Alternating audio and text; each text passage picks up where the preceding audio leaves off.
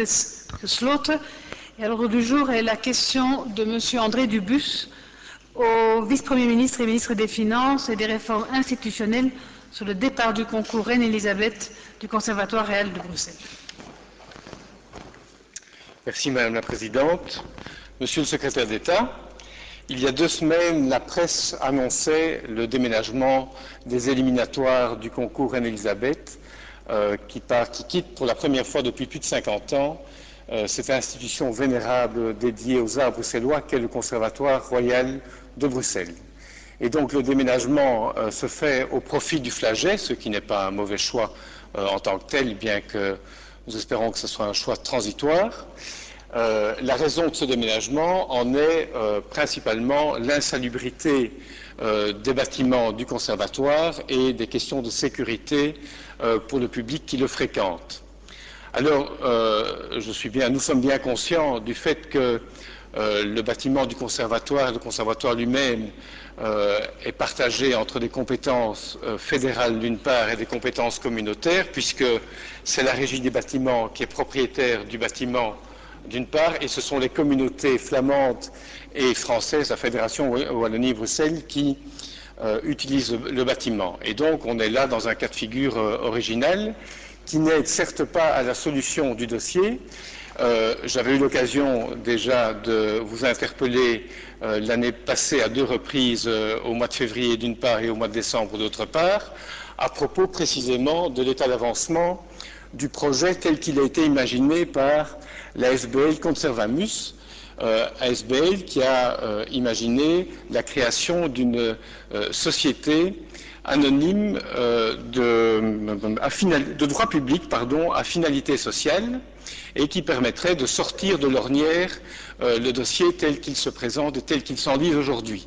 Et donc mes questions sont de savoir, d'une part, où en est l'état d'avancement de ce dossier, quel est le soutien que l'État fédéral concrètement octroie à ce projet en tant que tel et entre autres à la création de cette société anonyme de droit public à finalité sociale, quelle est la part que le gouvernement fédéral peut accorder dans l'épure budgétaire telle qu'elle est imaginée aujourd'hui par Conservamus et dont j'ai pu apprendre par la presse que s'il y a quelques années l'ampleur des travaux était estimée à 45 millions, on arrive aujourd'hui à plus de 50 millions et 50% devrait être assumé par des primes à la fois régionales et à la fois sur base de fonds fédéraux, 25% sur base de dons privés, le mécénat, et 25% par le biais de locations et de contrats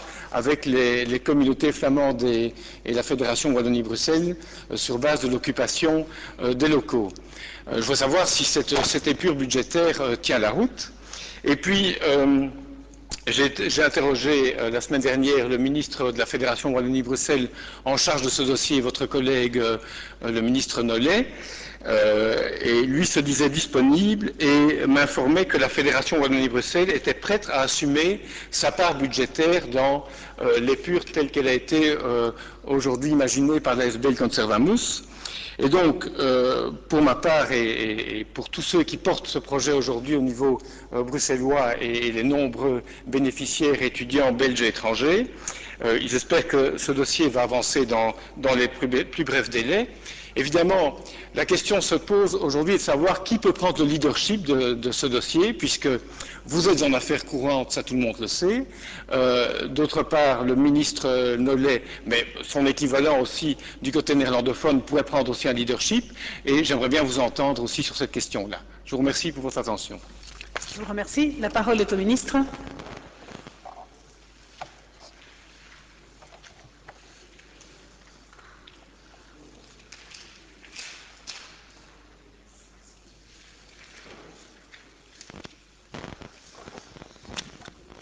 Merci Madame la Présidente. Alors Monsieur Dubus, vous m'interrogez avec une régularité exemplaire qui montre votre intérêt pour ce dossier, qui est de fait un dossier très très sensible, puisque c'est un bâtiment remarquable qui accueille des activités fort intéressantes et qui concerne les 2 communautés de ce pays. C'est un des rares lieux où les deux communautés, flamandes et francophones, exercent ensemble des activités pédagogiques et artistiques et, de manière générale, avec une très bonne entente et un désir commun qui est de voir ce bâtiment rénové.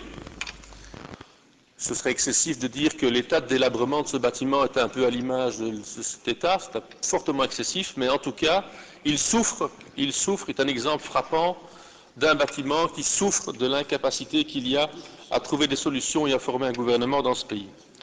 Alors malheureusement, peu de choses ont changé depuis votre précédente question relative au Conservatoire de musique de Bruxelles, car la situation n'a guère évolué, et je ne peux que déplorer, comme vous, que le concours Reine-Élisabeth doive aller dans une autre salle, même s'il est prestigieuse et intéressante, mais doivent quitter ce lieu qui a fait l'histoire du concours Reine-Élisabeth pour organiser donc ces épreuves de sélection. Comme vous le savez, concernant la question ayant trait à la rénovation du Conservatoire de musique de Bruxelles, mon cabinet a organisé au début du mois de janvier 2010, une réunion intercabinet dans le but de présenter le projet de rénovation du complexe des bâtiments qui se trouve au 30-30A rue de la Régence et rue Eulaine 3, 5, 7, 9 et 11 et 16, 17 au Petit Sablon, donc l'ensemble du complexe qui nous intéresse ici. La première étape de ce projet serait de créer par le biais d'un projet de loi une nouvelle structure juridique qui s'inspire de ce qui a été fait dans le passé pour le Palais des Beaux-Arts de Bruxelles, à savoir la création d'une société anonyme de droit public à finalité sociale qui a pour but de poser, d'une part, de poser tous les actes en rapport avec la restauration et la rénovation du site du Conservatoire de musique de Bruxelles et de trouver tous les financements nécessaires. Et d'autre part, ensuite, de gérer, de développer, d'exploiter le site du Conservatoire de musique de Bruxelles, notamment par la location, la constitution de droits réels et l'établissement de concessions, aux fins de réaliser les activités scientifiques, pédagogiques ou artistiques des institutions, organismes ou sociétés qui ont été désignés par les autorités publiques aux fins de réaliser de telles activités sur le site du Conservatoire de musique de Bruxelles. Sur ce projet, l'inspection des finances a remis un avis le 26 avril 2010, soit quelques jours après la chute du gouvernement de plein exercice. Et l'IF a estimé par conséquent qu'il n'était pas en mesure de formuler un avis sur ce projet de loi menant à la constitution d'une société anonyme de droit public. Et donc, constatant l'impossibilité du fait des affaires courantes de faire avancer ce projet du gouvernement, je sais que des parlementaires, M. Denena et d'autres, notamment de votre formation politique, ont déposé le 20 juin dernier, devant la Chambre des représentants, une proposition de loi qui a le même objet. Alors, concernant l'avancement de cette proposition de loi, c'est le rythme d'avancement des travaux du Parlement, de la Chambre, et je sais qu'elle devrait un jour être débattue en commission des finances et du budget.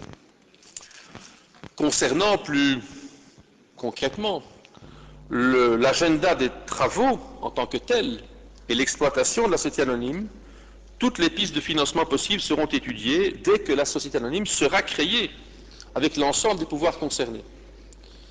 Permettez-moi quand même de vous rappeler que les deux communautés francophones et flamandes et les représentants des ministres qui gèrent cette matière sont entièrement d'accord avec ce projet, soutiennent ce projet.